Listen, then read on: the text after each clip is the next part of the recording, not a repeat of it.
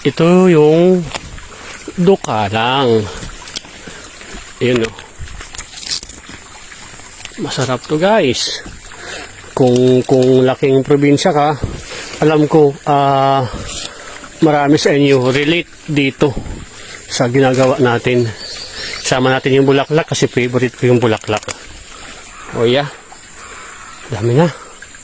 Ayun pa sa taas. Layo. Natakot ako sa paa ko. Baka bigla akong may biglang umatake sa paa natin. Oh. Ganda. Ang dami pa pala dun sa unahan. Grabe. Sa isang sapa. Kasi dito, isa sa pwede natin makuha na pang-ulam, ito yung tinatawag na dukalang. Dukalang, no? Family siya ng gabi. Pero ito, edible. Pero ang karamihan mo makukuha nito sa gilid ng mga sapa ng mga malamig o rainforest tulad dito. Ang pagkuha ng dukalang, yung bagong usbong, at the same time, isama na natin yung bulaklak. Kasi pwede yan maulam. Ang kumakain nito, ito yung bayawak. Favorite nila kainin yung tinatawag na bunga ng dukalang. Ang dami. Maraming luto pwede gawin. Pwede ito gata, pwede ilaga. Kasi nung time na nagkukupra kami, si mama at si tatay masipag manguha ng dukalang may halong kagang. Ang gagawin natin yung mamayang gabi, no, gagataan natin to. Sayang nga lang wala tayong kagang kasi late na tayo gumalaw kasi umulan maghapon. Ingat lang sa pag gagalugad ng mga lugar-lugar kasi baka mamaya may ahas. Madali tayo. Pero madali dito, oh. Ang ganda ng lugar, no? Tahimik. Walang mga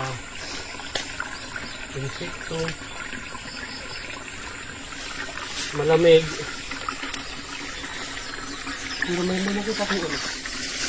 Dahil bunga ng sili. Ang ganda. Hiya. So, ayan siya. Bagong usbong ha. May nakita ko dati, nagbibinta ng ganito sa Talbiga. 50 ata ang isang tali nito. Pero sa ibang lugar, bihira ka lang makakita na may binibintang ganito. Kasi hindi naman ito binibinta ng mga tao. Kasi kulang nakakaalam na kinakain to. Tara, dito pa tayo. Malawak pa pati, oh. Malayo pa tayo, oh. Hanggang doon pa tayo sa unahan.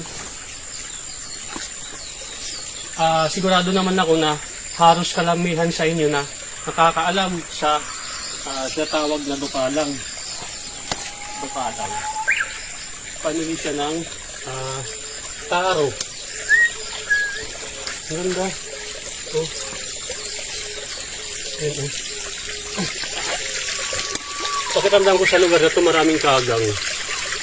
Kasi ang ganda ng lugar. Mukhang matataba yung mga, diba? Mukhang matataba yung mga kagang dito kasi marami pwedeng kainin ng mga bunga-bunga ng kahoy, ng mga laglag. Layo na natin. Uy, big in na to. Oh. Nasa dulo-dulo na tayo ng sapa.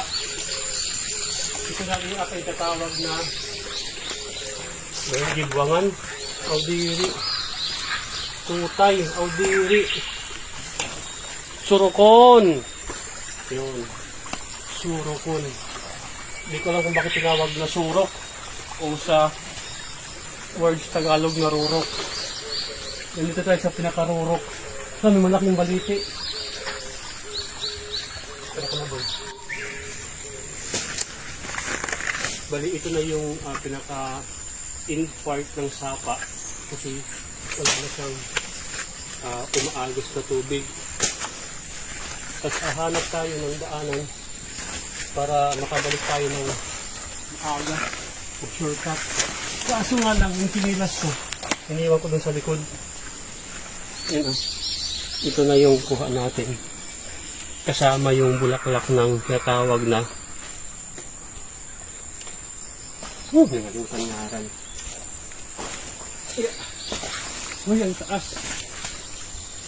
Taas na.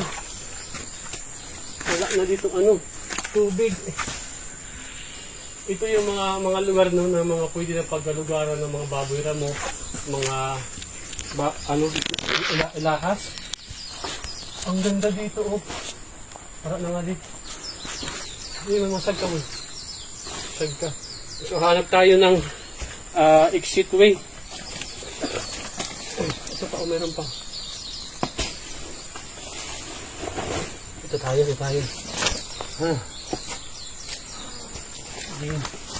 Din. Baghas pa. Yeah.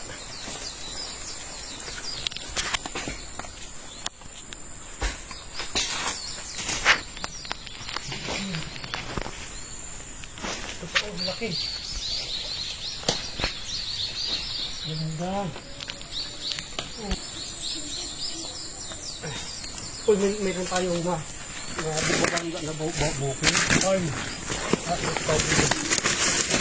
Uy! Ano yun? Ano yun? Halo? Oh, Oo. tatawakan mo? Oo. Tawakan ka mo. Ako? Dako. Huwag na. Uy, mayroon farm.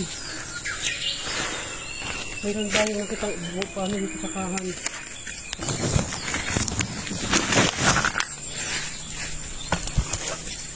Maliit lang siya na. Sige boy. Ito yung masarap na bulaklak niya. Yung puting-puti talaga na nakabukas na. Ito. Yan. Yan. Isa sa pagkain ng mga bayawak, no? Ito.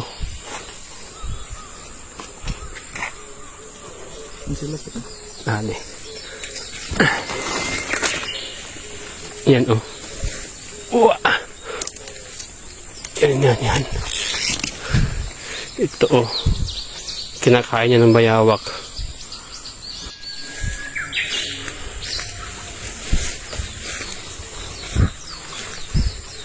Ito naman yung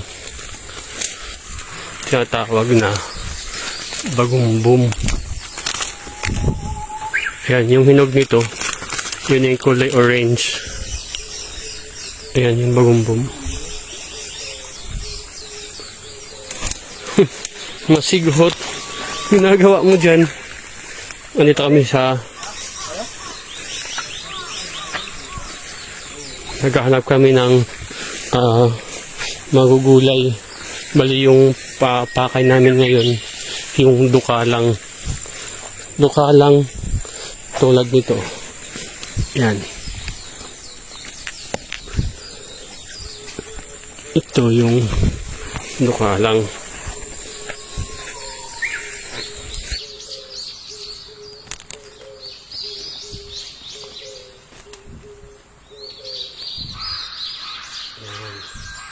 Ito yung tatawag na